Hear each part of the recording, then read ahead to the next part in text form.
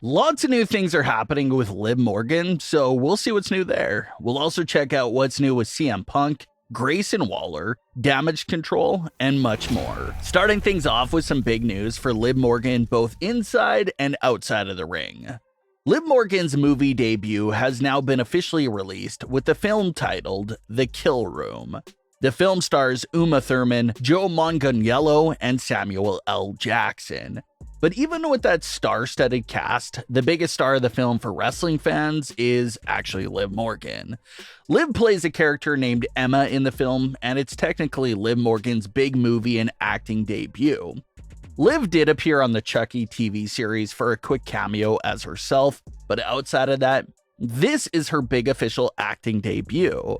The film even spent some time at #1 on the charts for the independent film category. Liv shared some behind-the-scenes pictures on Instagram and spoke about the experience and thanked everyone who played a part in getting her that role. She had this to say about everything that happened with the movie, quote, "An opportunity I never thought I'd have, and I'm so grateful for all.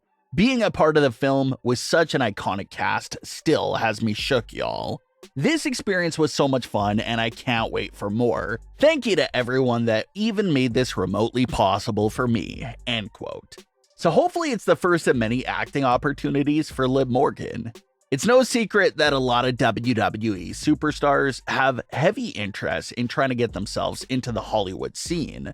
So whenever they get an opportunity like this and make the most out of it, it should only get more and more Hollywood eyes on them.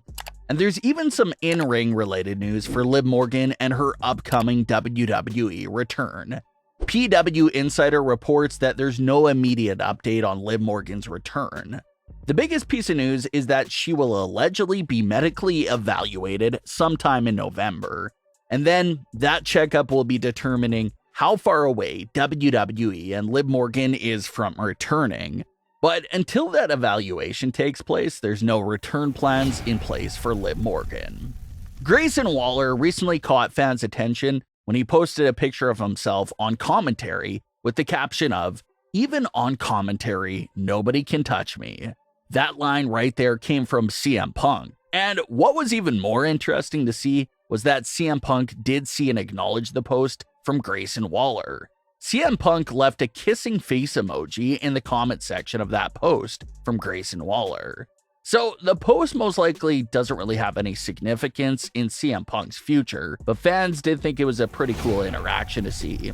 The LWO also imploded this week on SmackDown following the events of Crown Jewel. Rey Mysterio came out on SmackDown with the entire LWO by his side, except for Carlito.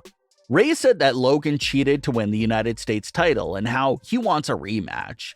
But that's when Carlito comes out to the ring and we get the explanation to why he didn't originally come out with the group in the first place. Carlito immediately calls out Santos Escobar, saying that he did purposely leave the brass knuckles right in place for Logan Paul to pick them up and use them on Rey Mysterio. And this was something that everyone noticed right away at Crown Jewel. It was beyond suspicious how Santos perfectly placed them in the right spot for Logan to use. And it looks like Carlito was the only LWO member to watch the match back and point out that fact to Rey and the rest of the group. So Carlito didn't walk out with them to kick off the night because he knew Santos was a snake and didn't want to come out with him to open SmackDown. So that's what led to Carlito coming out late and causing this confrontation. Things quickly got out of hand between Carlito and Santos, with Rey Mysterio trying to make peace on both sides. But Santos got a bit upset because he felt like Rey was siding more with Carlito. So Santos does come back out to help with the Street Profits during Carlito's match with Bobby Lashley. But during the post-match, where Santos was in the perfect position to help Carlito from the Street Profits attack on him, Santos just decided to blankly watch on as Carlito got attacked. Obviously because Carlito had just finished putting Santos on blast for his Crown Jewel actions, and he didn't want to help Carlito because of that. But Rey eventually comes out to help Carlito by clearing the ring, and that's when Santos decides to step in. Rey shoves Santos and tries to talk some sense into him that they need to help each other and be the one big united family. But after thinking some things out, Santos goes over and attacks Rey Mysterio from behind, officially marking the beginning of his heel turn. Santos continues to dish out massive attacks on Rey Mysterio, even pinning his leg under the steel steps and attacking him some more until Zelina Vega tried to get in his way. We'll definitely get to hear more of Santos Escobar's reasoning and explanation in the coming weeks, but telling by what he said to Rey during the attacks, it sounds like his main issue was that he was hurt by the way it seemed that Rey was choosing Carlito over him. Rey's history with Carlito probably goes farther back than his history with Santos goes, but when it comes to strictly LWO matters, Santos was there first and had more time with Rey Mysterio. So he seemed hurt that Rey was picking Carlito's side more.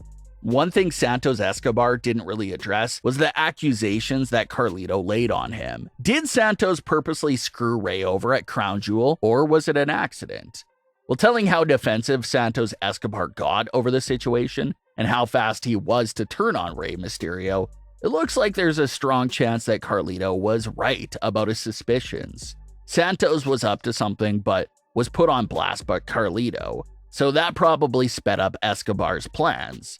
As of this moment, it doesn't seem like this was a full-blown LWO civil war.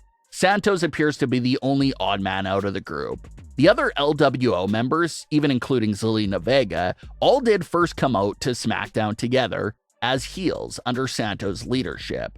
So it'll be interesting to see what will the rest of the group do now. Will they side with their original leader, Santos Escobar, and leave the LWO and Rey Mysterio? Or will they stay by Rey's side in LWO along with Carlito? Santos Escobar is a big loss to the group, but if the LWO is able to hold on to every other member, then at least they have a lot of their core still there.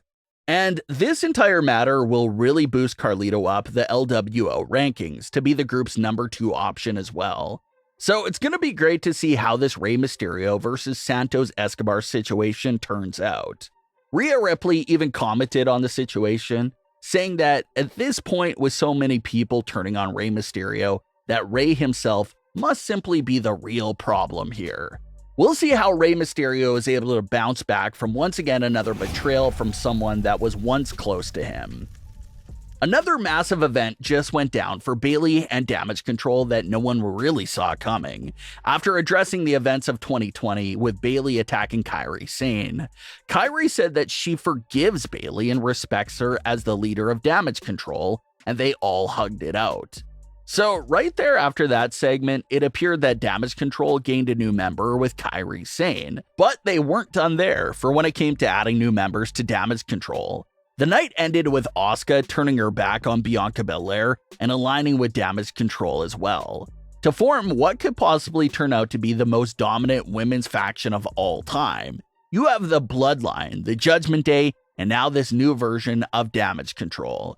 You have Damage Control's original members, Dakota Kai coming back to full health in early 2024, and now Kairi and Asuka's reunion taking place inside of Damage Control as well.